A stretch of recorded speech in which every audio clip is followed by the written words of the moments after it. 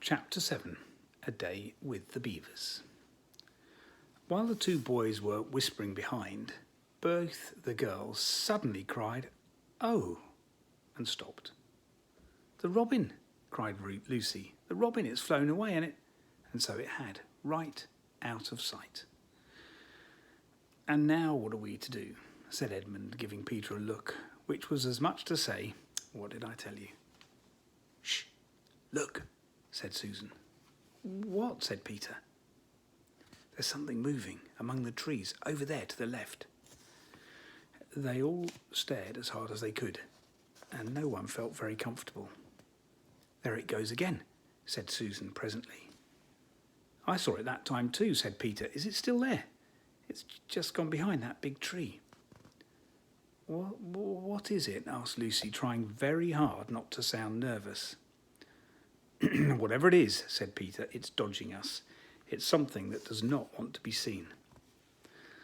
"Oh, let's go home," said Susan, and then, nobody said it out loud, everyone suddenly realised the same fact that Edmund whispered to Peter at the end of the last chapter.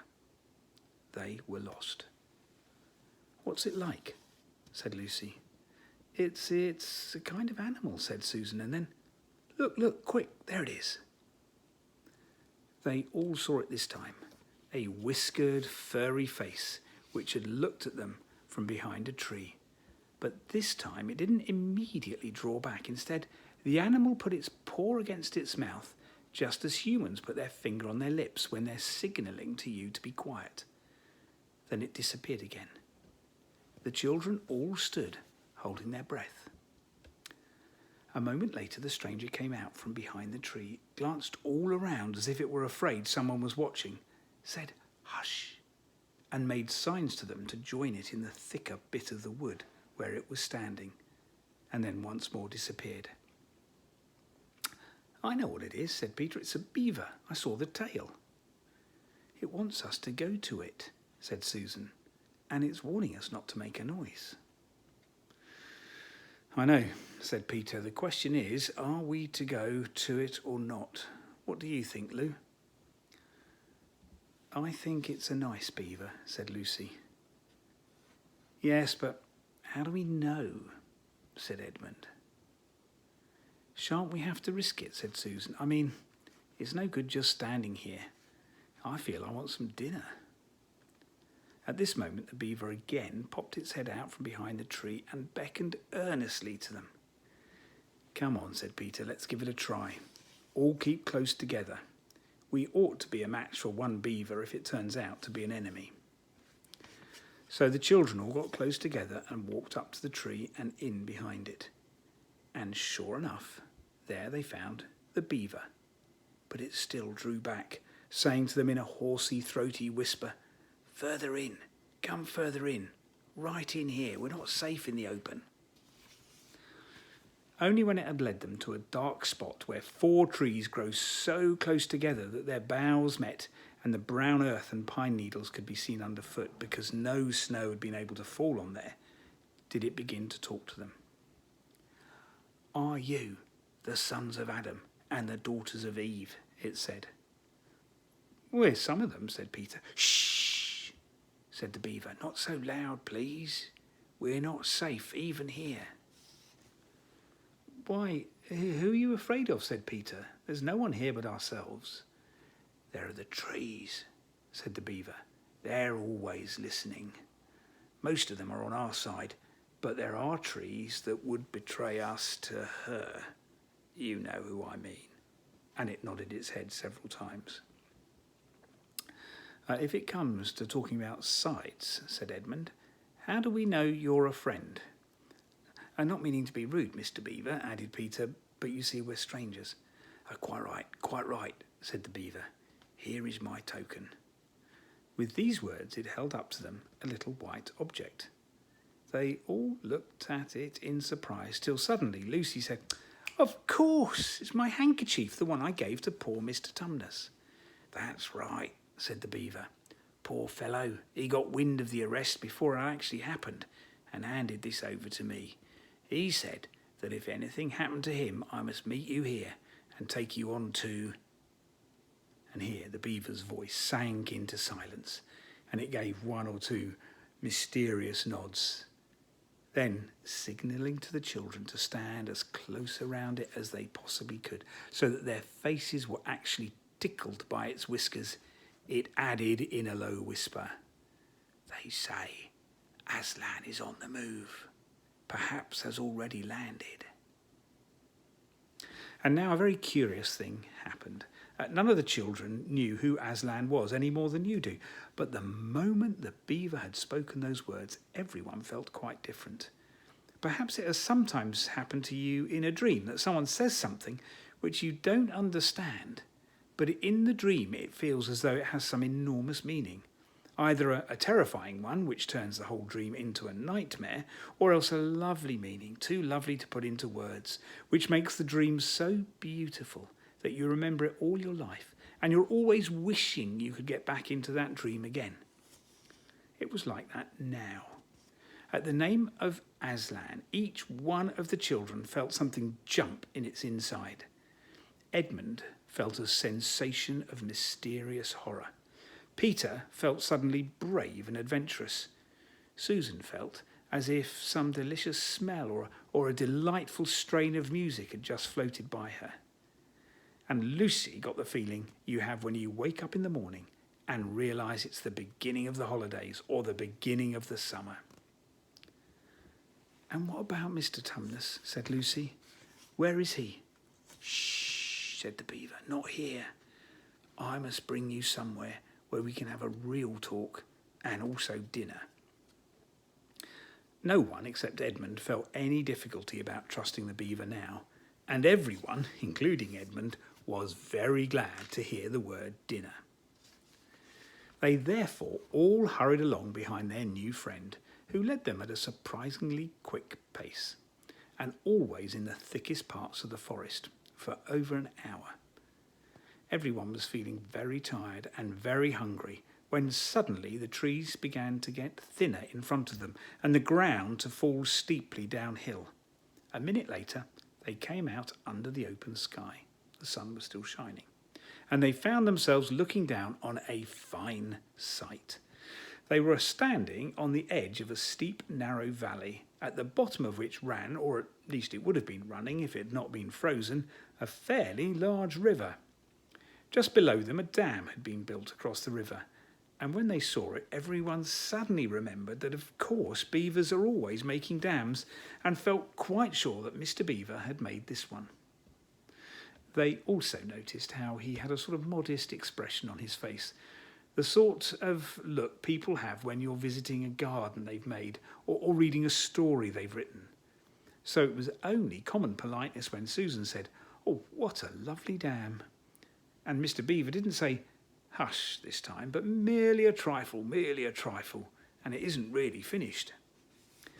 Above the dam, there was what ought to have been a deep pool, but was now, of course, a level floor of dark green ice. And below the dam, much lower down, was more ice.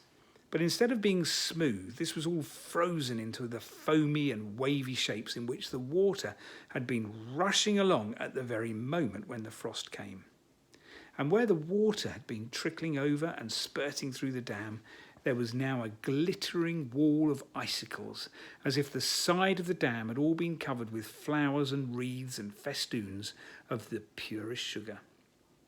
And out in the middle, and partly on top of the dam, was a funny little house, shaped rather like an enormous beehive, and from a hole in the roof smoke was going up, so that when you saw it, especially if you were hungry, you at once thought of cooking and became hungrier than you were before. That was what the others chiefly noticed, but Edmund noticed something else. A little lower down the river, there was another small river that came down another small valley to join it. And looking up that valley, Edmund could see two small hills, and he was almost sure they were the two hills which the White Witch had pointed out to him when he parted from her at the lamppost the other day. And then, between them, he thought, must be her palace, only a mile off or less. And he thought about Turkish Delight. and about being a king. And I wonder how Peter will like that, he asked himself, and horrible ideas came into his head. Here we are, said Mr. Beaver, and it looks as if Mrs. Beaver is expecting us. I'll lead the way, but be careful, don't slip. The top of the dam was wide enough to walk on, though not for humans, a very nice place to walk, because it was covered with ice. And although the frozen pool was level with it on one side, there was a nasty drop to the lower river on the other. And along this route, Mr. Beaver led them in single file right out to the middle, where they could look a long way up the river and a long way down it. When they reached the middle, they were at the door of the house. Here we are, Mrs. Beaver, said Mr. Beaver. I found 'em. Here are the sons and daughters of Adam and Eve. And they all went in. The first thing Lucy noticed as she went in was a burring sound, and the first thing she saw was a kind-looking old she-beaver sitting in the corner with a thread in her mouth, working busily at her sewing machine, and it was from it that the sound came. She stopped her work and got up as soon as the children came in. "So you've come at last," she said, holding out both her wrinkled old paws. "At last. To think that I should ever live to see this day. The potatoes are on, boiling, and the kettle's singing, and I dare say, Mr. Beaver, you'll get us some fish." "That I will," said Mr. Beaver, and he went out of the house. Peter went with him, and across the ice of the deep pool to where he had a little hole in the ice, which he kept open every day with his hatchet. They took a pail with them, and Mr. Beaver sat down quietly at the edge of the hole. He didn't seem to mind it being so chilly, looking hard into it, and then suddenly shot in his paw before you could say Jack Robinson, and had whisked out a beautiful trout. Then he did it all over again, until they had a fine catch of fish. Meanwhile, the girls were helping Mrs. Beaver to fill the kettle, lay the table and cut the bread and put the plates in the oven to heat, and draw a huge jug of beer for Mr. Beaver from a barrel which stood in one corner of the house, and to put on the frying pan and get the dripping hot. Lucy thought the Beavers had a very snug little home, though it was not at all like Mr. Tumnus's cave. There were no books or pictures, but instead there were beds that were like bunks, on board a ship, built into the wall. And there were hams and strings of onions hanging from the roof, and against the wall were gumboots and oilskins and hatchets and pairs of shears and spades and trowels and things for carrying mortar in and fishing rods and fishing nets and sacks. And the cloth on the table, though very clean, was very rough. Just as the frying pan was nicely hissing, Peter and Mr. Beaver came in with the fish that Mr. Beaver had already opened with his knife and cleaned out in the open air.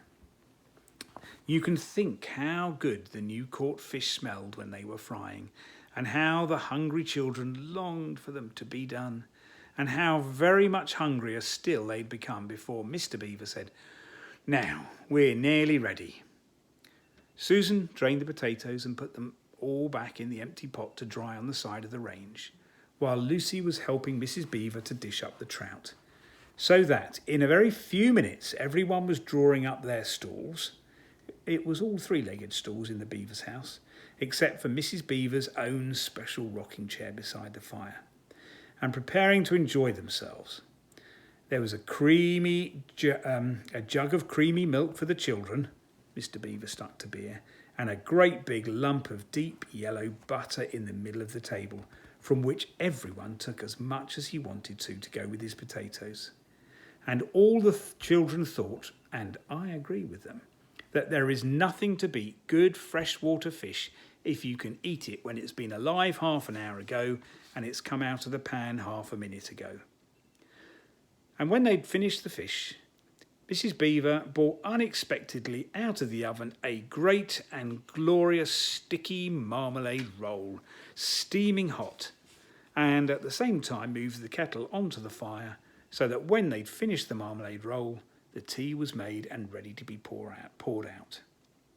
And when each person had got his or her cup of tea, and each person had shoved his or her stool so as to be able to lean against the wall, and gave a long sigh of contentment. "And now," said Mr. Beaver, pushing away his empty beer mug and pulling his cup of tea towards him, "if you'll just wait till I've got my pipe lit up and going nicely, why, now we can get to business. It's snowing again," he added, cocking his eye to the window. "That's all the better, because it means we shan't have any visitors, and if anyone should have been trying to follow you, why, he won't find any tracks."